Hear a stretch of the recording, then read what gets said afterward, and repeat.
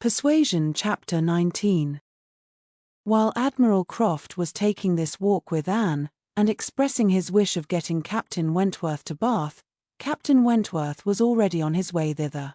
Before Mrs. Croft had written, he was arrived, and the very next time Anne walked out, she saw him.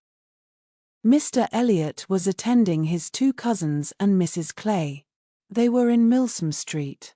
It began to rain, not much, but enough to make shelter desirable for women, and quite enough to make it very desirable for Miss Elliot to have the advantage of being conveyed home in Lady Dalrymple's carriage, which was seen waiting at a little distance. She, Anne, and Mrs. Clay, therefore, turned into Molland's, while Mr. Elliot stepped to Lady Dalrymple, to request her assistance. He soon joined them again, successful, of course. Lady Dalrymple would be most happy to take them home, and would call for them in a few minutes.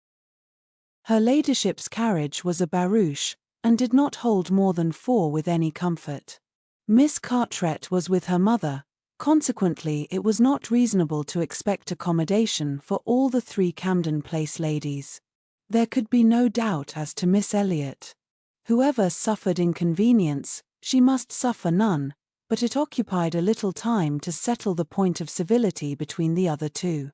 The rain was a mere trifle, and Anne was most sincere in preferring a walk with Mr. Elliot. But the rain was also a mere trifle to Mrs. Clay. She would hardly allow it even to drop at all, and her boots were so thick, much thicker than Miss Anne's, and, in short, her civility rendered her quite as anxious to be left to walk with Mr. Elliot as Anne could be, and it was discussed between them with a generosity so polite and so determined, that the others were obliged to settle it for them, Miss Elliot maintaining that Mrs. Clay had a little cold already, and Mr. Elliot deciding on appeal, that his cousin Anne's boots were rather the thickest. It was fixed accordingly, that Mrs. Clay should be of the party in the carriage, and they had just reached this point, when Anne, as she sat near the window, descried, most decidedly and distinctly, Captain Wentworth walking down the street. Her start was perceptible only to herself, but she instantly felt that she was the greatest simpleton in the world, the most unaccountable and absurd. For a few minutes she saw nothing before her, it was all confusion. She was lost, and when she had scolded back her senses, she found the others still waiting for the carriage, and Mr. Elliot, always obliging, just setting off for Union Street on a commission of Mrs. Clay's. She now felt a great inclination to go to the outer door. She wanted to see if it rained. Why was she to suspect herself of another motive? Captain Wentworth must be out of sight.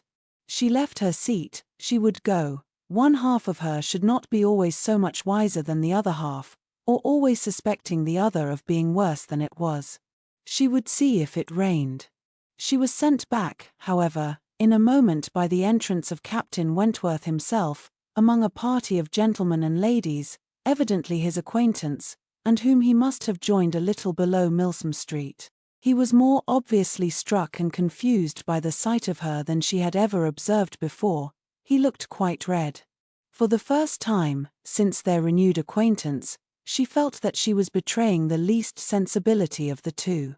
She had the advantage of him in the preparation of the last few moments. All the overpowering, blinding, bewildering, first effects of strong surprise were over with her. Still, however, she had enough to feel. It was agitation, pain, pleasure, a something between delight and misery. He spoke to her, and then turned away. The character of his manner was embarrassment. She could not have called it either cold or friendly, or anything so certainly as embarrassed. After a short interval, however, he came towards her, and spoke again. Mutual inquiries on common subjects passed, neither of them, probably, much the wiser for what they heard, and continuing fully sensible of his being less at ease than formerly. They had by dint of being so very much together, got to speak to each other with a considerable portion of apparent indifference and calmness, but he could not do it now. Time had changed him, or Louisa had changed him. There was consciousness of some sort or other. He looked very well, not as if he had been suffering in health or spirits, and he talked of Uppercross, of the Musgroves, nay, even of Louisa, and had even a momentary look of his own arch significance as he named her. But yet it was Captain Wentworth not comfortable, not easy, not able to feign that he was. Did not surprise, but it grieved and to observe that Elizabeth would not know him. She saw that he saw Elizabeth, that Elizabeth saw him, that there was complete internal recognition on each side. She was convinced that he was ready to be acknowledged as an acquaintance, expecting it, and she had the pain of seeing her sister turn away with unalterable coldness. Lady Dalrymple's carriage, for which Miss Elliot was growing very impatient, now drew up. The servant came in to announce it. It was beginning to rain again, and altogether there was a delay, and a bustle, and a talking, which must make all the little crowd in the shop understand that Lady Dalrymple was calling to convey Miss Elliot. At last Miss Elliot and her friend, unattended but by the servant, for there was no cousin returned, were walking off, and Captain Wentworth, watching them, turned again to Anne, and by manner, rather than words, was offering his services to her. "I am much obliged to you," was her answer, "but I am not going with them. The carriage would not accommodate so many. I prefer walking." "But it rains." "Oh, very little. Nothing that I regard." After a moment's pause he said, "Though I came only yesterday, I have equipped myself properly for Bath already, you see," pointing to a new umbrella. "I wish you would make use of it, if you are determined to walk, though I think it would be more prudent to let me get you a chair." She was very much obliged to him, but declined it all, repeating her conviction that the rain would come to nothing at present, and adding, "I am only waiting for Mr. Elliot. He will be here in a moment, I am sure." She had hardly spoken the words when Mr. Elliot walked in. Captain Wentworth recollected him perfectly. There was no difference between him and the man who had stood on the steps at Lyme, admiring Anne as she passed, except in the air and look and manner of the privileged relation and friend. He came in with eagerness, appeared to see and think only of her, apologized for his stay, was grieved to have kept her waiting, and anxious to get her away without further loss of time and before the rain increased. And in another moment they walked off together, her arm under his, a gentle and embarrassed glance, and a good morning to you, being all that she had time for, as she passed away. As soon as they were out of sight, the ladies of Captain Wentworth's party began talking of them. "Mr. Elliot does not dislike his cousin, I fancy?" "Oh no, that is clear enough. One can guess what will happen there. He is always with them, half lives in the family, I believe. What a very good-looking man." "Yes, and Miss Atkinson, who dined with him once at the Wallaces, says he is the most agreeable man she ever was in company with. She is pretty, I think, and Elliot, very pretty, when one comes to look at her. It is not the fashion to say so, but I confess I admire her more than her sister." "Oh, so do I." "And so do I. No comparison. But the men are all wild after Miss Elliot, and is too delicate for them.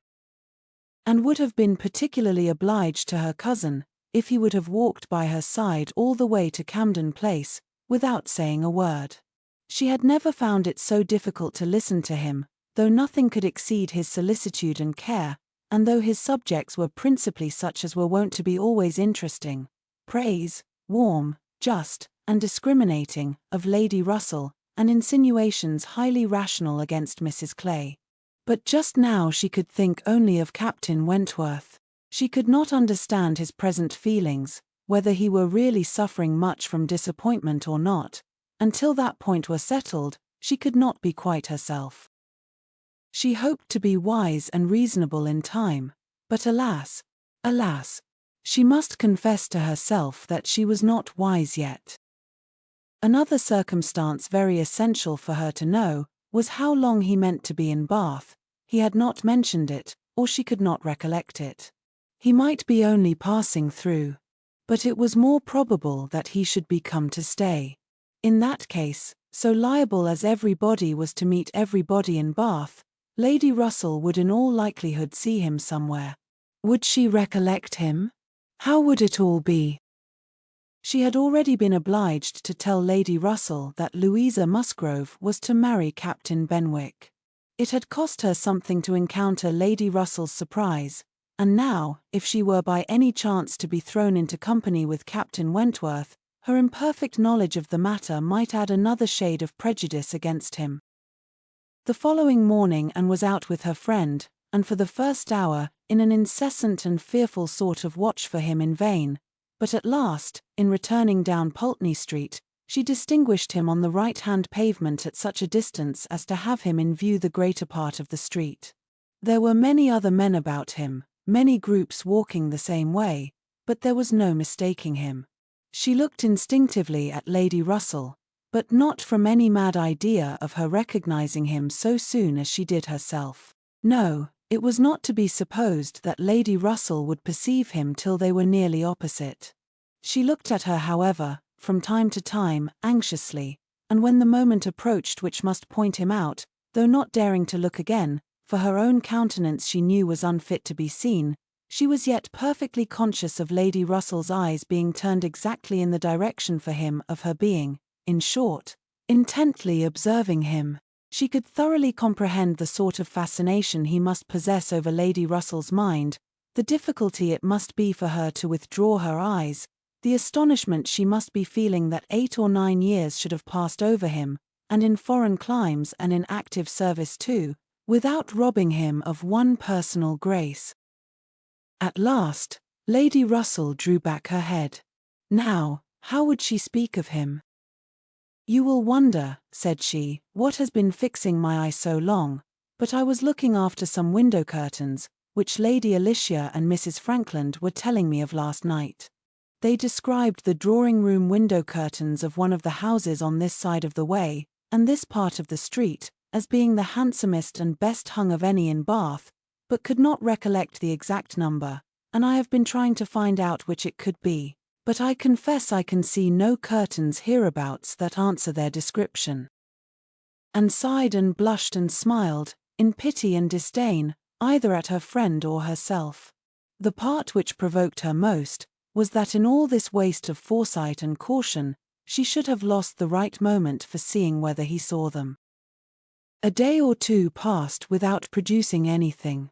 The theatre or the rooms, where he was most likely to be, were not fashionable enough for the Elliots, whose evening amusements were solely in the elegant stupidity of private parties, in which they were getting more and more engaged, and Anne, wearied of such a state of stagnation, sick of knowing nothing, and fancying herself stronger because her strength was not tried, was quite impatient for the concert evening. It was a concert for the benefit of a person patronized by Lady Dalrymple. Of course they must attend. It was really expected to be a good one, and Captain Wentworth was very fond of music. If she could only have a few minutes' conversation with him again, she fancied she should be satisfied, and as to the power of addressing him, she felt all over courage if the opportunity occurred. Elizabeth had turned from him, Lady Russell overlooked him. Her nerves were strengthened by these circumstances, she felt that she owed him attention. She had once partly promised Mrs. Smith to spend the evening with her, but in a short hurried call she excused herself and put it off, with the more decided promise of a longer visit on the morrow. Mrs. Smith gave a most good-humoured acquiescence. "By all means," said she, "only tell me all about it, when you do come. Who is your party?" And named them all. Mrs. Smith made no reply, but when she was leaving her said, and with an expression half serious, half arch, "Well, I heartily wish your concert may answer, and do not fail me tomorrow if you can come, for I begin to have a foreboding that I may not have many more visits from you." And was startled and confused, but after standing in a moment's suspense, was obliged, and not sorry to be obliged, to hurry away.